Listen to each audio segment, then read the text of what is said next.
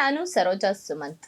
Big boss ಮನೆಯಲ್ಲಿ ರಕ್ಷಿತಾ, ಜಾನ್ವಿ, ಅಶ್ವಿನಿ ಗೌಡ ಈ ಮೂರು ಜನರ ಕಿತ್ತಾಟ ಸ್ವಲ್ಪ ಜಾಸ್ತಿನೇ ಆಗಿದೆ. ಅದರಲ್ಲೂ ಜಾನ್ವಿ ಹಾಗೆ ಅಶ್ವಿನಿ ಗೌಡ ರಕ್ಷಿತಾನ ಟಾರ್ಗೆಟ್ ಮಾಡ್ತಿದ್ದಾರಾ ಅಂತ ಎಲ್ರಿಗೂ ಅನ್ಸೋಕೆ ಶುರುವಾಗಿದೆ. ಅದು ಯಾಕೆ ಅನ್ನೋದು ನೋಡಿದವ್ರಿಗೂ ಕೂಡ ಅರ್ಥ ಆಗ್ತಾ ಇದೆ.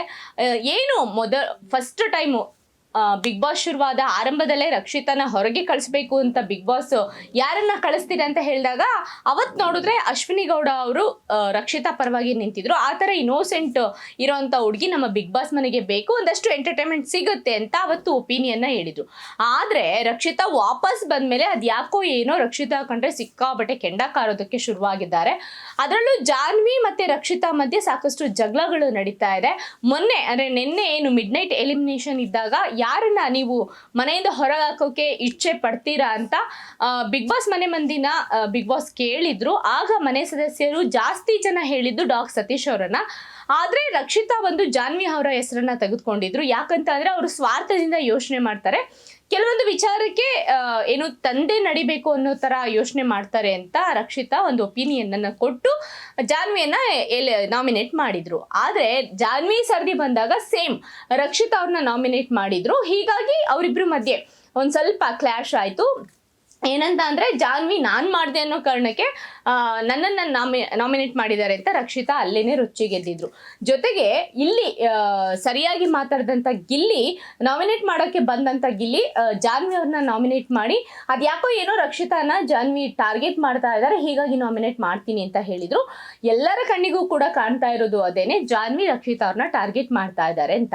ಇದಿಷ್ಟು ನೆನ್ನೆ ಕತೆ ಆದ್ರೆ ಇವತ್ತು ಬಿಗ್ ಬಾಸ್ ಒಂದು ಹೊಸ ಪ್ರೋಮೋನ ಬಿಟ್ಟಿದೆ. ಆ ಪ್ರೋಮೋದಲ್ಲಿ ನೋಡಿದಾಗ ಎಲ್ರಿಗೂ ಕೂಡ ಒಂದು ಆತಂಕ ಆಯ್ತು. ಜೊತೆಗೆ ಆ ಕಮೆಂಟ್ಸ್ಗಳನ್ನ ನೋಡ್ತಾ ಇದ್ರೆ ಜಾನ್ವಿ ಹಾಗೆ ಅಶ್ವಿನಿ ಗೌಡ ವಿರುದ್ಧ ಎಲ್ಲರೂ ಕೂಡ ಕಮೆಂಟ್ ಹಾಕಿದ್ದಾರೆ, ಯಾಕೆ ಈ ರೀತಿ ನಡ್ಕೊಳ್ತಾ ಇದ್ದಾರೆ ಅಂತ. ಅಶ್ವಿನಿ ಗೌಡ ಹೋರಾಟಗಾರ್ತಿ ಹಾಗೆ ನಟಿ ಕೂಡ. ಜಾನ್ವಿ ಒಂದಷ್ಟು ಅನುಭವವನ್ನ ಪಡೆದಿರುವಂತಹ ಜಾನ್ವಿ ಅಷ್ಟು ಪುಟ್ಟ ಹುಡುಗಿ ಮೇಲೆ ಯಾಕೆ ಇಬ್ರು ಕೂಡ ಹೆಗ್ರಿ ಬೀಳ್ತಾ ಇದ್ದಾರೆ ಅನ್ನೋದು ಎಲ್ರಿಗೂ ಕಾಡ್ತಾ ಇರುವಂತಹ ಪ್ರಶ್ನೆ ಆಗಿದೆ.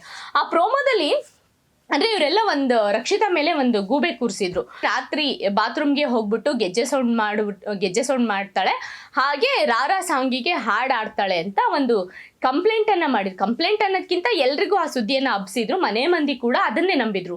ಆದ್ರೆ ರಕ್ಷಿತಾ ನಾವಂದ್ಕೊಂಡಷ್ಟು ದಡ್ಡಿ ಅಂತೂ ಅಲ್ಲ, ತುಂಬಾ ಬುದ್ಧಿವಂತೆ. ಈ ಗೆಜ್ಜೆ ಸೌಂಡ್ ಎಲ್ಲಿಂದ ಬರ್ತಾ ಇದೆ, ನನ್ನ ಮೇಲೆ ಯಾಕೆ ಆರೋಪ ಬರ್ತಾ ಇದೆ ಅನ್ನೋದನ್ನ ಕಂಡು ಹಿಡಿದಂತ ರಕ್ಷಿತಾ ಜಾನ್ವಿ ದಿಂಬಡಿ ಇದ್ದಂತ ಗೆಜ್ಜೆನ ತಂದ್ಬಿಟ್ಟು ಗಿಲ್ಲಿ ಕೈ ಕೊಟ್ಟಿದ್ರು.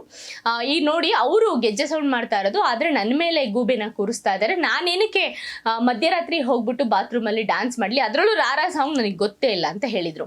ಮಂಜು ವರ್ಷಿಣಿ ಅದಕ್ಕೆ ತುಂಬಾ ಪಾಸಿಟಿವ್ ಆಗಿ ಸಪೋರ್ಟ್ ಮಾಡಿದ್ರು. ಆಯ್ತು, ನೀನ್ ಮೇಲೆ ಅದೇ ಸಾಂಗಿಗೆ ಹಾಡಾಡು, ಅದೇನ್ ಮಾಡ್ತಾರೆ ನೋಡೋಣ ಅಂತ ಒಂದಷ್ಟು ಧೈರ್ಯವನ್ನ ತುಂಬಿದ್ರು. ಆದ್ರೆ ಈಗಿನ ವಿಚಾರ ಏನು ಅಂತ ಅಂದ್ರೆ, ಹೊಸ ಪ್ರೋಮೋ ವಿಚಾರ ಏನಂತ ಅಂದ್ರೆ, ರಕ್ಷಿತಾ ಏನು ನಾಮಿನೇಟ್ ಮಾಡಿದ್ರಲ್ಲ ಜಾನ್ವಿಗೆ ಕೋಪ ಬಂದು ನಾನು ಕಾರಣ ಕೇಳ್ತೀನಿ, ಆ ಹುಡುಗಿ ಹತ್ರ ಮಾತಾಡ್ಬೇಕು ನಾನು ಅಂತ ಎಲ್ರಿಗೂ ಹೇಳ್ತಿದ್ರು. ಅದೇ ಸಮಯಕ್ಕೆ ರಕ್ಷಿತಾ ಒಳಗಡೆ ಬರ್ತಾರೆ.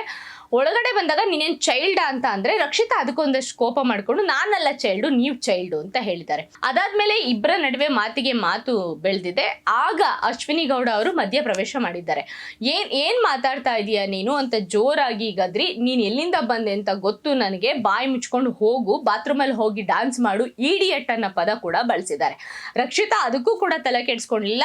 ನನ್ನ ಇಷ್ಟ, ನಾನು ಬಾತ್ರೂಮ್ಗೆ 100 ಸಲ ಬೇಕಾದ್ರೂ ಹೋಗ್ತೀನಿ, ಇದೇ ನಿಮ್ಮನೆ ಬಾತ್ರೂಮ್ ಅಲ್ಲ ಅಲ್ವಾ, ನಿಮ್ಮನೆ ವಾಶ್ರೂಮ್ ಅಲ್ಲ ಅಲ್ವಾ ಅಂತ ಅಶ್ವಿನಿ ಗೌಡಗೆ ತಿರುಗೇಟ್ ಕೊಟ್ಟಿದ್ದಾರೆ. ಆದ್ರೆ ಅಶ್ವಿನಿ ಕೋಪ ಮಾಡ್ಕೊಂಡಿದ್ದು, ಹಾಗೆ ರಕ್ಷಿತಾ ಅವರ ಟ್ರಾಲಿ ತೆಗೆದು ಬಿಸಾಕಿದ್ದು, ಅದರೊಳಗಿನ ಬಟ್ಟೆ ಎಲ್ಲ ತೆಗೆದು ಹರಡಿದ್ದು, ಇದೆಲ್ಲ ಪ್ರೋಮೋದಲ್ಲಿ ನೋಡ್ತಾ ಇದ್ರೆ ಅಶ್ವಿನಿ ಗೌಡ ರಕ್ಷಿತಾಗೆ ಕೈ ಮಾಡಿರಬಹುದು ಅನ್ನೋ ಒಂದು ಡೌಟ್ ಎಲ್ರಿಗೂ ಬರ್ತಾ ಇದೆ. ಅಂದ್ರೆ ಅಷ್ಟು ಕೋಪಗೊಂಡು ಅಶ್ವಿನಿ ಗೌಡ ರಕ್ಷಿತಾ ಮೇಲೆ ಮುಗಿಬಿದ್ದಿದ್ದಾರೆ. ಇವತ್ತು ರಾತ್ರಿ ಎಪಿಸೋಡ್ ನಲ್ಲಿ ಅಲ್ಲಿ ಏನಾಯ್ತು ಅನ್ನೋದು ಸತ್ಯಾಂಶ ಗೊತ್ತಾಗಲಿದೆ. ಆದ್ರೆ ಇವತ್ತಿನ ಪ್ರೋಮೋ ನೋಡಿದ್ರೆ ಮಾತ್ರ ರಕ್ಷಿತಾ ಮೇಲೆ ಜಾನ್ವಿ ಹಾಗೆ ಅಶ್ವಿನಿ ಗೌಡ ಇಷ್ಟೊಂದು ಕೆಂಡ ಕಾರ್ತಿರೋದು ಯಾಕೆ ಅನ್ನೋದಂತೂ ಎಲ್ರಿಗೂ ಕಾಡ್ತಾ ಇರುವಂತ ಪ್ರಶ್ನೆ. ಮತ್ತೊಂದು ವಿಚಾರ ಏನು ಅಂತಂದ್ರೆ, ಜಾನ್ವಿ ಅದ್ಯಾಕೋ ಏನೋ ಅಶ್ವಿನಿ ಗೌಡ ಅವರ ತಾಳಕ್ಕೆ ತಕ್ಕಂತೆ ಕುಣಿತಾ ಇದ್ದಾರೆ. ಅಶ್ವಿನಿ ಗೌಡ ಏನೇ ಮಾಡ್ಬೇಕು ಅಂದ್ರೂ ಅಶ್ವಿನಿ ಗೌಡ ಅವರ ಸಜೆಷನ್ ಕೇಳ್ತಾರೆ, ಅಶ್ವಿನಿ ಗೌಡ ಅವ್ರಿಗೆ ಮಾತು ಕೇಳ್ತಾರೆ. ಹೀಗಾಗಿ ಅವರಿಬ್ರು ಒಂದೇ ಬೆಡ್ ಕೂಡ ಶೇರ್ ಮಾಡ್ಕೊಂತಾರೆ. ಮನೆ ಮಂದಿನ ಎದುರಿಸ್ಬೇಕು ಅಂದ್ರೆ ಇಬ್ರು ಪ್ಲಾನ್ ಕೂಡ ಮಾಡ್ಕೊಂತಾರೆ. ಹೀಗಾಗಿ ಅಶ್ವಿನಿ ಗೌಡ ಅಂಡ್ ಜಾನ್ವಿ ಇಬ್ರು ಒಟ್ಟಿಗೆ ಇರ್ತಾರೆ. ಇಬ್ರು ಒಟ್ಟಿಗೆ ರಕ್ಷಿತಾ ಮೇಲೆ ಕೆಂಡ ಕಾರ್ತಾ ಇರೋದು ಮನೆ ಮಂದಿಗೆ ಕೂಡ ಬೇಸರ ಆಗ್ತಾ ಇದೆ.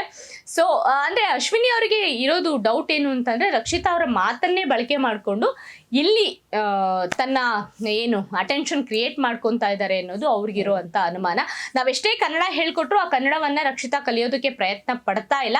ಆ ಕನ್ನಡದಿಂದಾನೇ ಎಲ್ಲರ ಗಮನ ಸೆಳೆಯೋದಕ್ಕೆ ಪ್ರಯತ್ನ ಮಾಡ್ತಾ ಇದ್ದಾರೆ ಅನ್ನೋ ಕೋಪ ಅಶ್ವಿನಿ ಗೌಡ ಅವ್ರಿಗಿದೆ. ಒಟ್ಟಾರೆ ಇವತ್ತು ಏನಾದ್ರು ಅಶ್ವಿನಿ ಗೌಡ ರಕ್ಷಿತಾ ಮೇಲೆ ಕೈ ಮಾಡಿದ್ರ ಅನ್ನೋದನ್ನ ನಾವು ನೋಡ್ಬೇಕು ಅಂದ್ರೆ ಎಪಿಸೋಡ್ ನಲ್ಲೇ ನೋಡ್ಬೇಕು.